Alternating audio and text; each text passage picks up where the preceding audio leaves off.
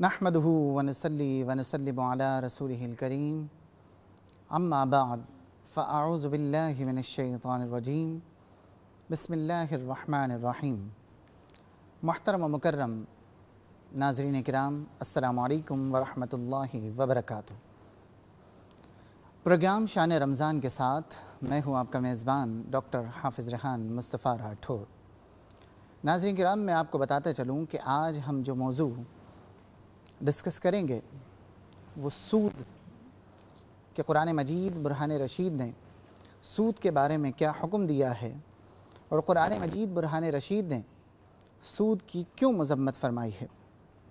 سورہ بقرہ میں اللہ رب العزت ارشاد فرماتا ہے وَأَحَلَّ اللَّهُ الْبَيْعَ وَحَرَّمَ الرِّبَا کہ ہم نے سود کو حرام کر دیا اور تجارت کو تمہارے لیے حلال کر دیا ہے۔ دوسرے مقام پر قرآن مجید برہان رشید میں اللہ رب العزت نے ان لوگوں کی جو سود لیا کرتے ہیں یا سود دیا کرتے ہیں ان کے حوالے سے اللہ رب العزت نے نہ صرف یہ کہ مذمت فرمائی، بلکہ اللہ رب العزت نے یہ تک فرمایا کہ تم قیامت کے دن اپنے لوگوں کے ساتھ آؤ گے، اپنے اسلحہ کے ساتھ آؤ گے، اور اللہ رب العزت، اللہ اور اس کا رسول اپنی فوج کے ساتھ آئے گا، اور پھر ایک مقابلہ ہوگا کن کے ساتھ؟ جو سود لیا کرتے ہیں اور جو سود دیا کرتے ہیں۔ اب سود کی فقہ کرام نے دو قسم کی تقسیم فرما دی ہے۔ دو قسم کے سود کو جو ہے قرآن میں بیان کیا گیا، اور کچھ سود کی اقسام کو احادیث میں بیان کیا گیا۔ ایک کو ربا القرآن یعنی وہ سود جس کا قرآن میں ذکر کیا گیا ہے، اور ایک وہ سود جس کو ربا الحدیث کہا گیا، جس کی احادیث میں جو ہے وہ ممانعات آئی ہے۔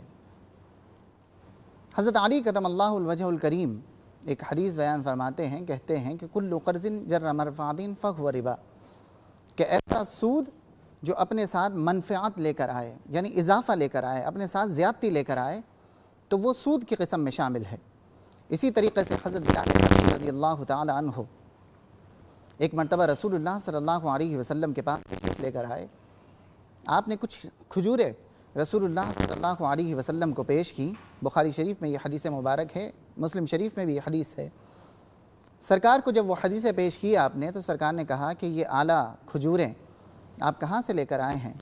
تو انہوں نے کہا کہ رسول اللہ صلی اللہ علیہ وسلم ہمارے پاس کئی قسم کی کھجوریں تھیں، یعنی کم درجے کی کھجوریں تھیں، ہم نے ان کھجوروں کو دے کر یہ اعلیٰ قسم کی کھجوریں جو ہیں وہ لے لی ہیں۔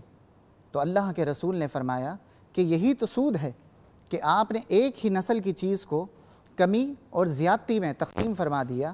آپ نے اس میں کم نسل کی کھجوریں دیں اور زیادہ قسم کی زیادہ نسل کی کھجوریں جو ہیں وہ آپ نے لے لی، جس کی وجہ سے جو ہے وہ اسے سود کی تعریف میں جو ہے وہ رسول اللہ صلی اللہ علیہ وسلم نے داخل فرمایا۔ اسی طریقے سے حضرت سعید خدری رحمۃ اللہ علیہ کے حوالے سے بھی حدیث مبارک ہے، وہ بھی سرکار دو عالم صلی اللہ علیہ وسلم کے پاس کچھ کھجوریں لے کر آئے، تو سرکار نے پوچھا کہ کیا تمہارے جو علاقہ ہے وہاں پر یہی کھجوریں ہوتی ہیں؟